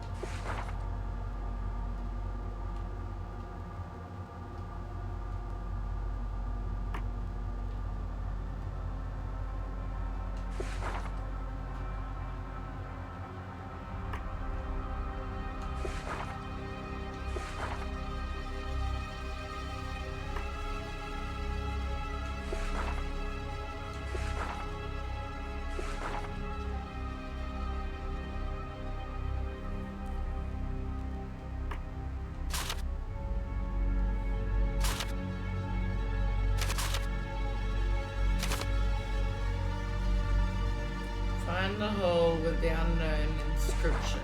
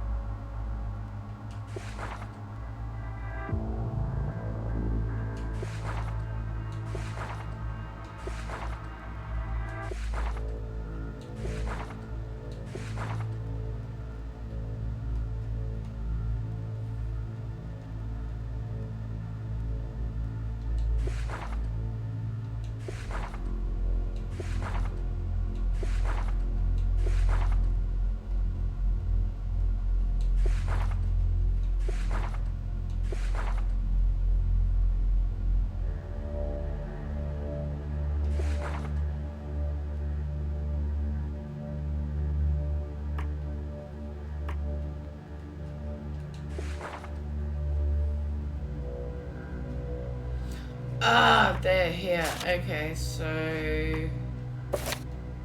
here.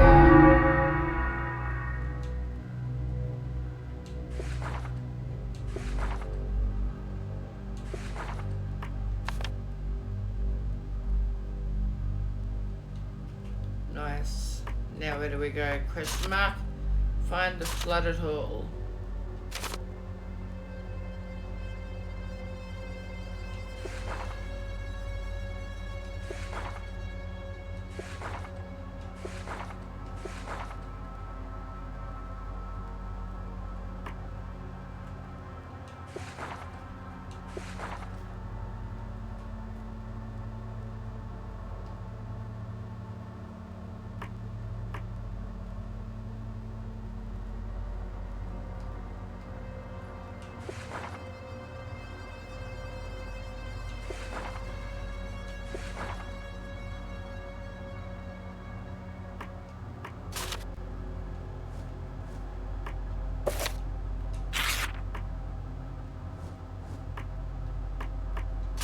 Nope. Is that it?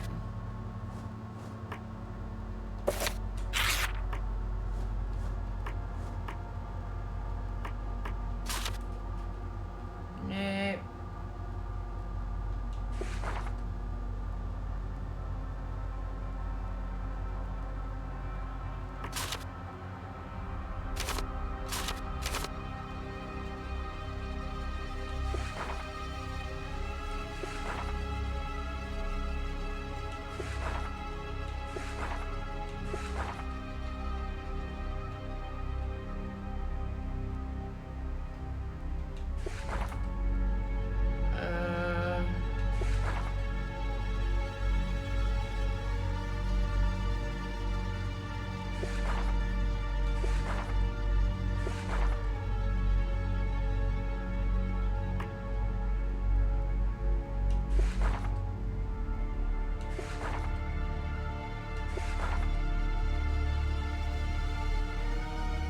This one?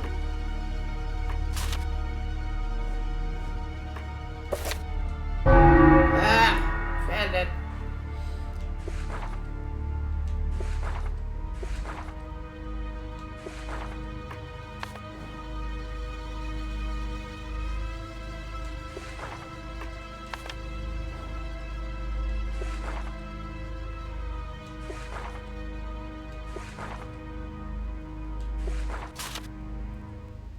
To evoke viewer, you must first okay. Right, so now we've got to evoke viewer. So let's go to the question mark. Viewer.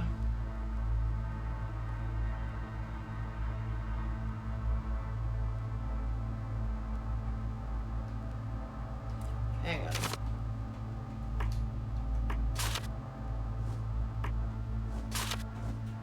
Don't know which his watchtower is. Okay, so we have to guess. Right, so let's go Moon in the east, Mars in the south,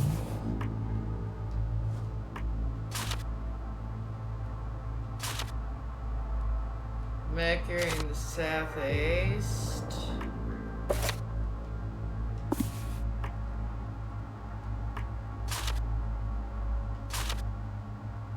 Jupiter in the north,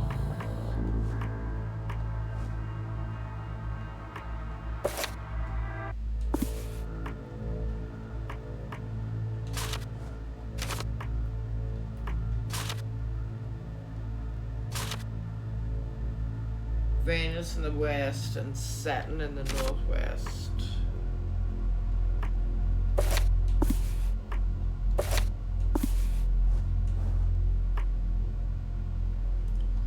Alright, then next is Moon in the southeast, Mars in the east.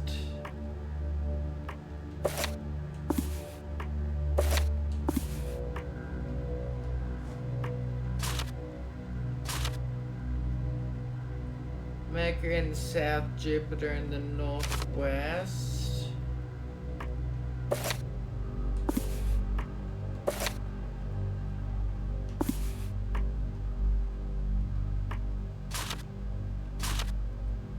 Venus in the north and Saturn in the west.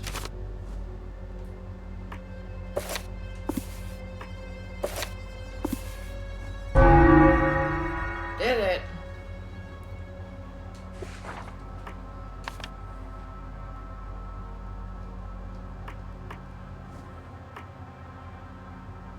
Necromancy.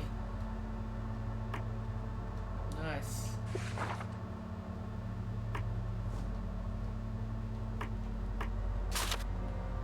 Right, where do I go now? Question mark. Find where in the throne hall.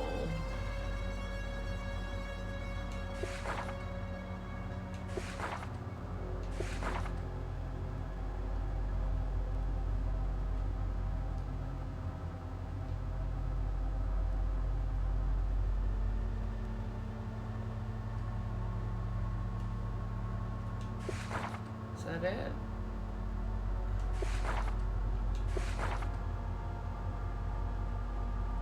Ah, yeah. Okay, so I found where. What do I do? Necromancy. Here we go. Nice.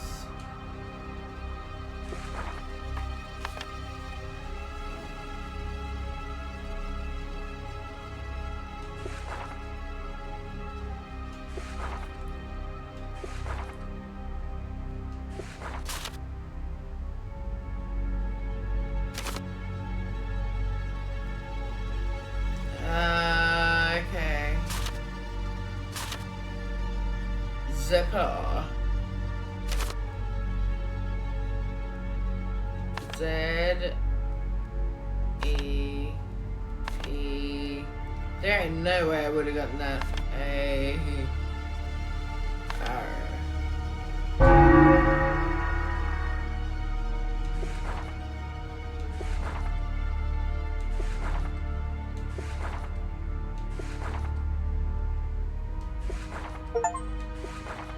Labyrinth. I completed the labyrinth.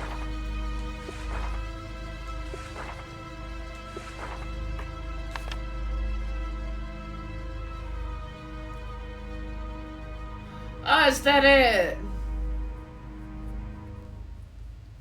Oh, that's actually a really good game. I was getting so into that. Oh my god. Let me know what you guys thought of it in the comments. Like, comment, subscribe, do all that fun stuff.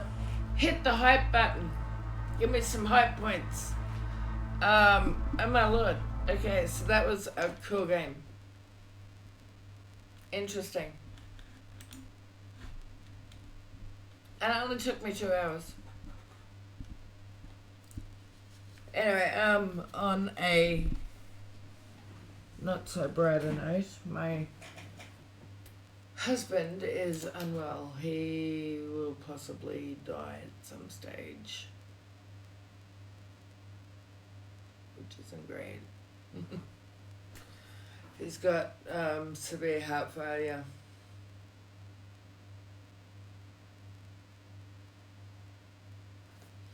So keep us in your prayers.